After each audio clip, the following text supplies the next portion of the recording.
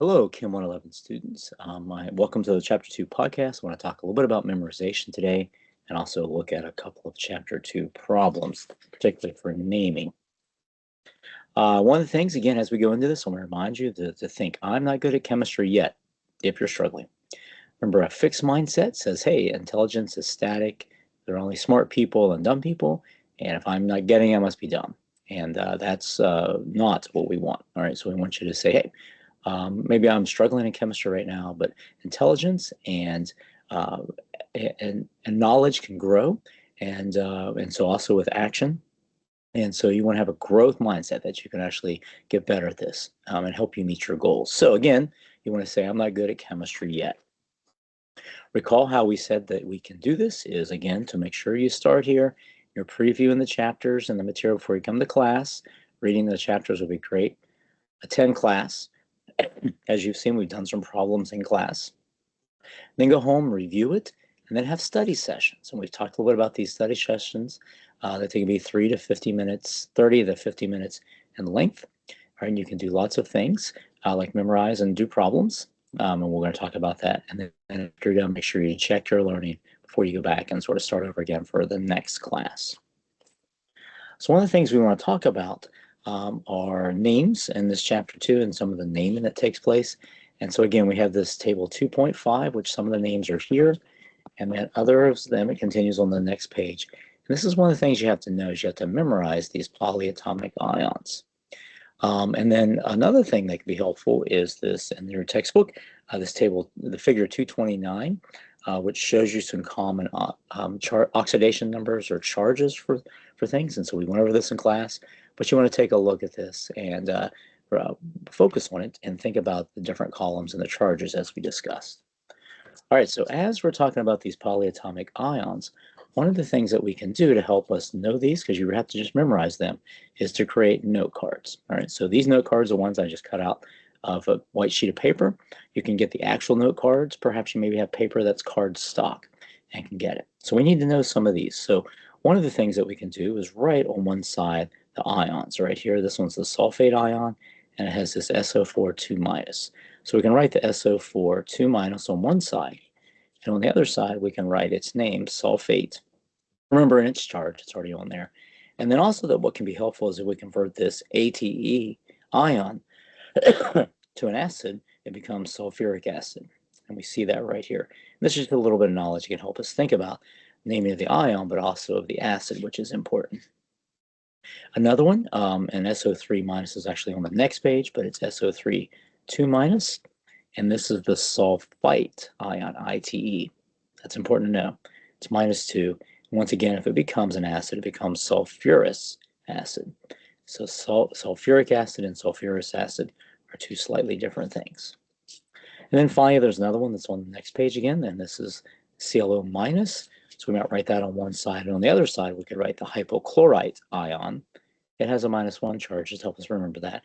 And then also as an acid, it'll become the hypochlorous acid. And that, again, just gets it helping us convert this ion into the acid and what sort of acid name it would make.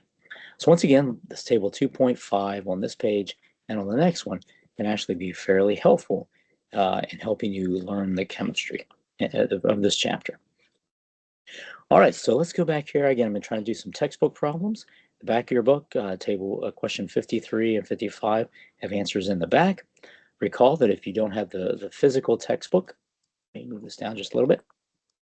You don't have the physical textbook, the same problems and the answers are also in the online one. All right, so the one works. All right, so 53, rubidium bromide is what we're trying to do for 53A. And again, a couple of things you can do is if you pull out your periodic table, the one that I gave you in class or the one that's in this textbook, you can find the name rubidium, and it happens just to be the symbol Rb. Just notice it's in this first column, and so it has a +1 charge. And then also remember it's rubidium bromide, and so then that means it's Br, just the elemental Br minus. So it's a -1, and Rb over here is a +1. So this one just becomes R, B, and then BR. All right, well, we'll check that answer in the back. All right, ammonium sulfate. We talked about sulfate, so we know that it's SO4 2-. How about the ammonium? Ammonium is also on our table here, and ammonium, and it's NH4 positive 1. All right, so we need to make sure we balance that. And this is writing empirical formulas just like we did in class the other day. And so we know that ammonium's NH4 plus. We already said that sulfate is SO4 2-.